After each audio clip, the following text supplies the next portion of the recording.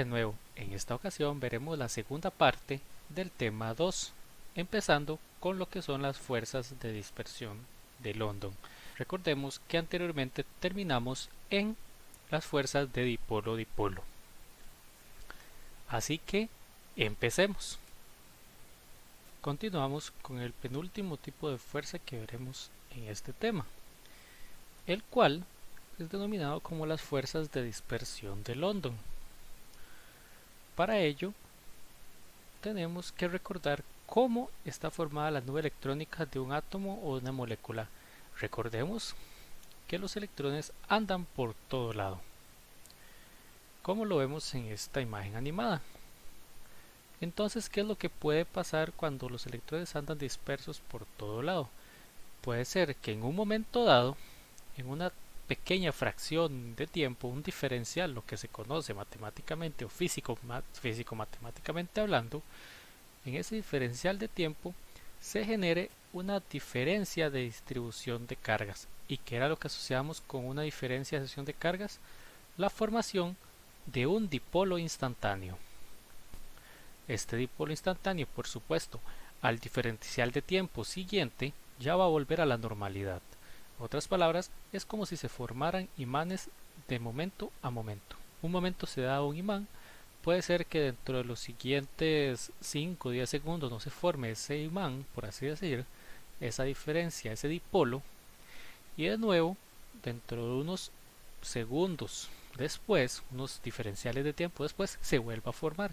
Es meramente azaroso, no tiene un patrón definido, simplemente en un momento se da y causa un dipolo instantáneo. ¿Y qué pasa cuando se forma un dipolo instantáneo? Va a inducir a la siguiente molécula, a la que está a la par, a formar otro dipolo. Cuando se forma este otro dipolo, puede ir dando una reacción en cadena hasta que llega un punto que ya simplemente no se forma el dipolo.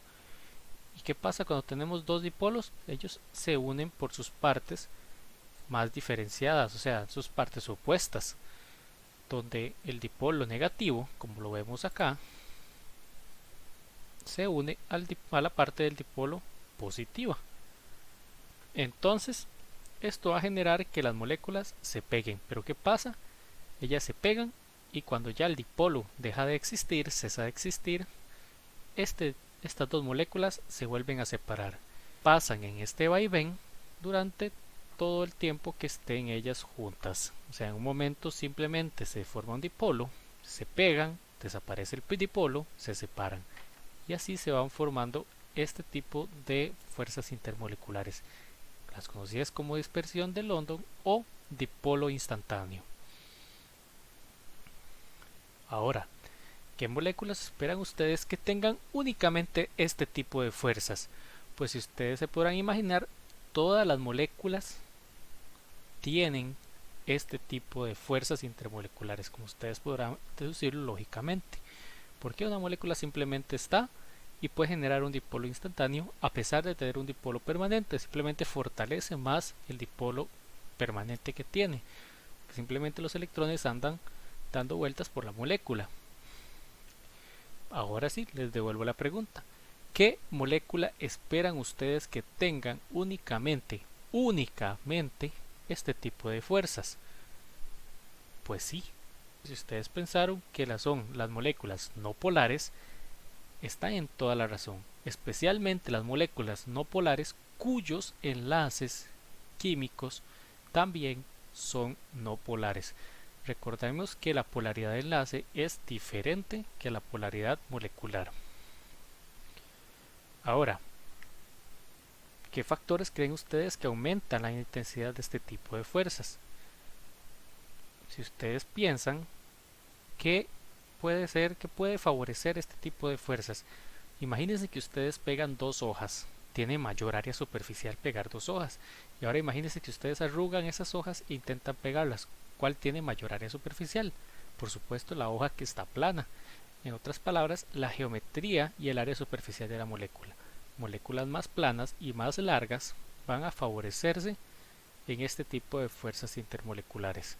Recordemos, por ejemplo, El propano, ¿qué pasa si tenemos propano? Busquen las siguientes estructuras y compárenlas. Propano con isopropano. ¿Cuál de las dos moléculas creen ustedes que va a tener las fuerzas intermoleculares más intensas? ¿El propano o el isopropano?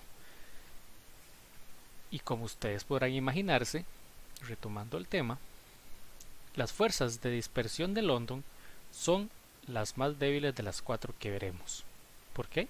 Porque los dipolos no son permanentes. Son un momento, pueden ser que no ocurran en los siguientes 1000 diferenciales de tiempo o 10.000 diferenciales de tiempo y se dan, las vuelven a unir un poquito.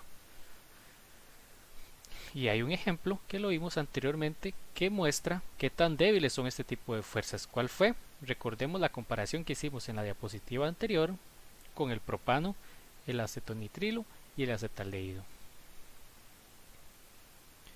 Ahora, ¿cómo esperan ustedes que sea la intensidad de este tipo de fuerzas con respecto a las anteriores? Bueno, esta pregunta ya la contesté anteriormente. Es la fuerza más débil de las cuatro que veremos en este tema. Ahora continuaremos hablando de la última fuerza intermolecular que veremos en este tema, la cual es los puentes de hidrógeno. Estrictamente hablando, este no es un tipo diferente, es la variación de un tipo que ya vimos previamente. Como lo dice su nombre, es un puente electrostático entre hidrógeno y otro elemento. Ahora veremos un gráfico comparativo entre los puntos de ebullición que ya mencioné anteriormente. Es la forma indirecta de medir la intensidad de fuerzas intermoleculares y los hidruros de los miembros de la familia del oxígeno y el carbono. Si vemos acá, como es de esperar, la familia del oxígeno es mayor el punto de ebullición en toda la familia del oxígeno, que es la de la línea roja. ¿Por qué? Pues porque tiene ligeramente una masa molar un poco mayor. En cambio, la familia del carbono también es de esperar el comportamiento que tiene, pues tiene la masa molar un poco menor. Ahora, si ponemos atención, vemos una gran anomalía. Por favor, que alguien me explique esto, se estarán pensando ustedes en este momento. Pues la respuesta es bastante sencilla. Es porque en el caso del agua, que tenemos acá, en ellas sí existen los puentes de hidrógeno. Entonces ustedes se preguntarán en este momento, ¿y por qué en este no existe el puente de hidrógeno? ¿O este no existe el puente de hidrógeno? ¿O este no existe el puente de hidrógeno? Si esta variación de la temperatura de ebullición tan extrema es causada por la formación de puentes de hidrógeno. Es muy sencillo. Para la formación de puentes de hidrógeno hay requisitos que no es que cualquier enlace hidrógeno elemento va a formar puentes de hidrógeno. ¿Cuál es ese requisito? Que tiene que ser el hidrógeno de un enlace polar y un par de electrones no enlazantes de un ion o átomo electronegativo pequeño que esté cercano, o sea que no sea de la misma molécula. Eso suena un poco engorroso. Ahora, volvamos un poco a lo que les estaba diciendo anteriormente. Recordemos que yo les mencioné que es un tipo especial de atracción intermolecular. Hasta el momento lo que hemos visto, ¿a qué tipo de interacción se les parece? Por supuesto, es un dipolo-dipolo, pero muchísimo más intenso. Veamos el caso del agua. Por ejemplo, en este hay un dipolo-dipolo. Como ustedes podrán imaginarse, si tenemos un frasco con este compuesto, pues claramente va a haber una interacción dipolo-dipolo. Aquí ustedes esperarían también, porque los dos son compuestos claramente polares. Pero en este, ¿por qué cambia tantísimo? ¿Por qué los puentes de hidrógeno tienen tantísima fuerza? Bueno, ¿y por qué en este, más que todo, no se da el puente de hidrógeno? Bueno, la razón es muy simple. Tienen requisitos como le mencioné anteriormente. El requisito es que el átomo al cual está asociado el hidrógeno tiene que ser pequeño. ¿Y por qué tiene que ser pequeño? Porque así tendría una densidad de carga muchísimo más alta. Asimismo, el átomo al cual el puente de hidrógeno está asociado, el que tiene los pares libres, también debe tener un tamaño pequeño y una electronegatividad muy alta. Como vemos en todos los casos también, las electronegatividades tanto del flúor como del oxígeno como del nitrógeno, comparada a todas las otras que tenemos acá, son muchísimo más altas. Ahora ustedes se preguntarán cómo se ve un puente de hidrógeno gráficamente. Pues se ven así, donde este caso es el típico ejemplo de un puente de hidrógeno, el cual sería el agua. Aquí el átomo de oxígeno, que serían los puntos rojos, forman una interacción electrostática con los de hidrógeno, que como ustedes podrán imaginar, la densidad electrónica fue literalmente succionada o chupada, dejando estos hidrógenos prácticamente a punto de ser cationes. Entonces esa formación electrostática, esa formación del puente electrostático es muy fuerte y hace que se acomoden muy cercanos uno de otros, y la fuerza necesaria para romper esta unión electrostática va a ser muy alta, lo cual se reflejaría en un punto de ebullición sumamente alto. Cabe destacar que los puentes de hidrógeno son sumamente importantes para la vida diaria, o sea, para muchos procesos industriales, cotidianos, es muy común encontrar la interacción de puente de hidrógeno, pero cabe destacar también que son sumamente importantes para la vida. ¿A qué creen que ustedes que me refiero con esto? Al ADN. La formación de las dos cadenas de ADN, los dos lados del ADN, las dos, como se podría decir, cintas del ADN, que serían esta y esta, o lo que se ve en la doble hélice de un lado y del otro, están unidas exclusivamente por puentes de hidrógeno, como los podemos ver aquí, acá, acá, acá, acá, acá también, y aquí, y así sucesivamente. Y eso hace que nosotros, los seres vivos, dependamos totalmente de los puentes de hidrógeno. ¿Qué pasaría, por ejemplo, si no existiera esta fuerza como los puentes de hidrógeno? Simplemente no se podría generar la doble hélice característica del ADN y por ende la vida no existiría como tal, o posiblemente sí, de forma simple se podría decir que la vida no existiría. Vemos así la importancia que tienen los puentes de hidrógeno en la vida. Ahora, otro ejemplo de lo importante y lo intensa que es la fuerza del puente de hidrógeno es cuando nos hacemos la siguiente pregunta. ¿Ustedes alguna vez se han preguntado por qué el hielo flota en el agua mientras los sólidos de otras sustancias no lo hacen en sus respectivos líquidos?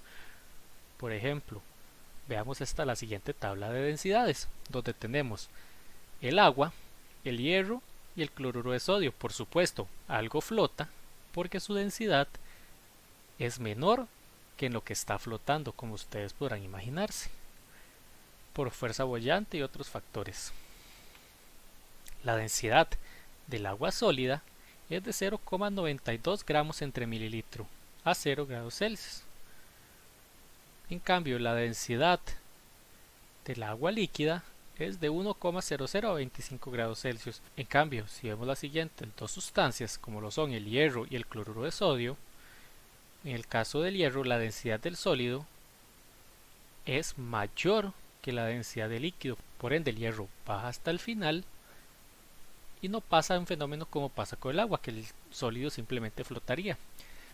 Caso análogo ocurre con el cloruro de sodio, donde su densidad del sólido es bastante mayor que la densidad del líquido. Ahora, para entender ese fenómeno de la densidad del agua y por qué flota, tenemos que retomar nuevamente el concepto de densidad. ¿Recuerdan qué era densidad? Sí, simplemente es la masa de una sustancia entre el volumen que ocupa esa cantidad de sustancia. Lo cual podríamos decir que depende del volumen, la densidad. ¿Y de qué depende del volumen? El volumen de una sustancia depende completamente del espacio intermolecular que ella misma abarca. Podríamos poner un ejemplo, digamos que tenemos una taza. Una taza, digamos que pese 100 gramos, supongamos. Tenemos una taza que ocupa un volumen de unos 300 mililitros. ¿Qué pasaría si esa misma taza la tomamos, la molemos y la ponemos en un espacio menor? Va a tener la misma cantidad de masa, o sea 100 gramos, pero ahora el volumen va a ser mucho menor. Entonces si vemos la forma en la que una sustancia está acomodada en el espacio, es un reflejo de la densidad. Así pasa con el agua cuando está en sólido y cuando está en líquido, como lo vemos en la siguiente imagen. Me disculpo que aquí no haya cambiado las palabras al español, donde aquí es hielo y esto es agua. En el caso del hielo, si vemos el acomodo espacial es como sigue. Recordemos que una sustancia sólida se acomoda o tiende a organizarse mediante el uso de estructuras cristalinas repetitivas, no así el líquido, y generalmente vuelvo a destacar, las estructuras cristalinas abarcan un espacio mucho menor que el de un líquido por cuestiones de repulsiones electrónicas. No así pasa con el agua. ¿Por qué? Porque en el agua existen los puentes de hidrógeno, y los puentes de hidrógeno generan que las moléculas se acerquen mucho más, causando que la densidad o el espacio que hay entre una y otra molécula promedio va a ser menor en el caso del agua líquida, y por ende su densidad será mayor, y por ende el hielo, que tiene una densidad menor, flotará en esta agua. Les hago una pregunta. ¿Ustedes creen que hayan más sustancias con esta característica, cuyo sólido sea de una densidad menor que la de su líquido? Les dejo la interrogante para que la investiguen ustedes en sus casas. Y con esto concluimos lo que sería la segunda parte del tema 2 de fuerzas intermoleculares. Nos vemos en la próxima.